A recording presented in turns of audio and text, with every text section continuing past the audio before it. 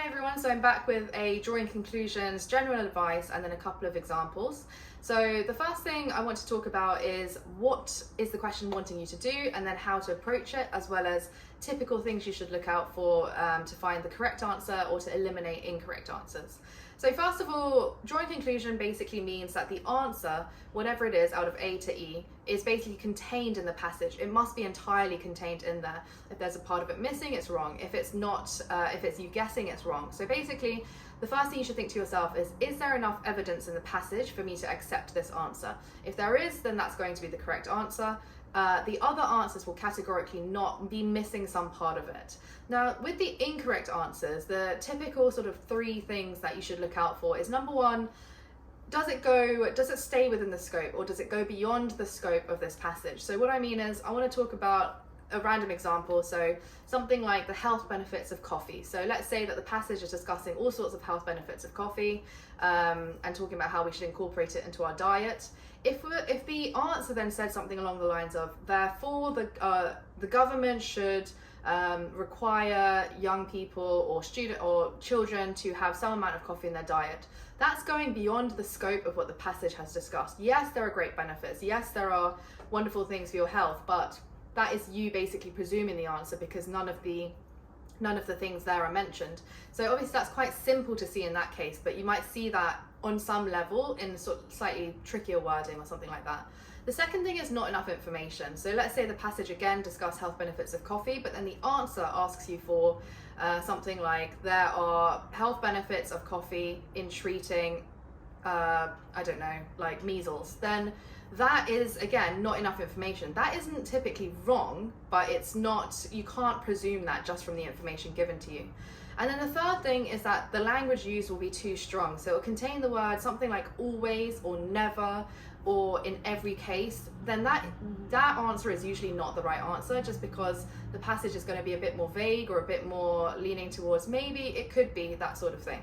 So those are some typical things to look out for. Another trick is basically to look for, or something you should watch out for, is to look for the subjective or the opinion word that is carried in the answer. So let's say the answer uses the word disappointment. You might make the mistake of matching that to something in the passage that says upset, but those two are different. So if you did that, you would end up choosing the wrong answer. So be careful about that. Make sure every single word in that answer is somehow carried over in that passage. And the final thing is, usually with these drawing conclusion questions, it combines two sentences together, and typically it combines two of the argument sentences, or a conclusion type sentence and an argument or reasoning sentence. So it is better to basically pick out that language first and then to match it over. So let's take a look at this example here, question 5. It's talking about, let's just do a quick read through. So genuine apologies are, and then it gives a definition, expression of regret and repentance on the part of the person who acted wrongly. However, in some cases, government ministers apologize for things that they didn't personally do, maybe even before they were born.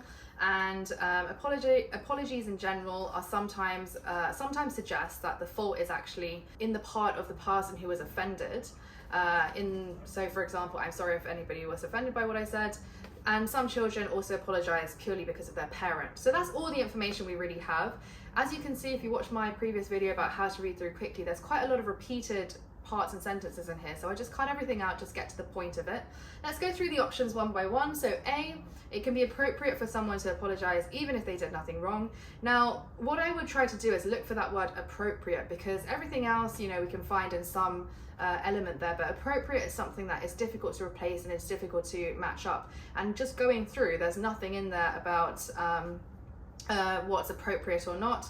It's simply giving us a list of facts about apologies and how they work in some cases, how they don't in others. The second thing is governments are deemed to have a continuing identity despite changes in personnel.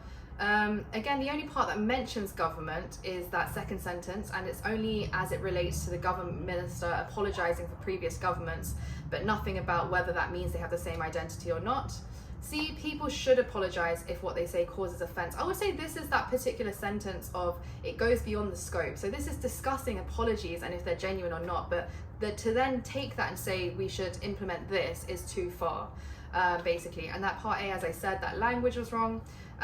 D, some apparent apologies are not genuine. So this is the answer we're looking for. So which sentences go together to do this?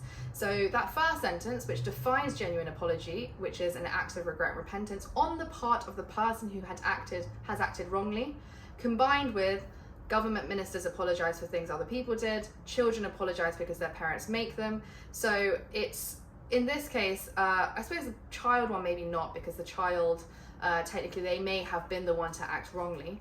But in the case of the government minister, that is very clear. So it's just those two sentences together to show apology is not genuine because they didn't themselves do it. E, you can forgive somebody only if they give a sincere apology. This is a mixture of, it goes beyond the scope, and then because it's talking about forgiveness as opposed to just the general topic of apology, and then also because it says only. Again, it's too extreme, it's too much. It's using language that we don't really want to look at there. The next example is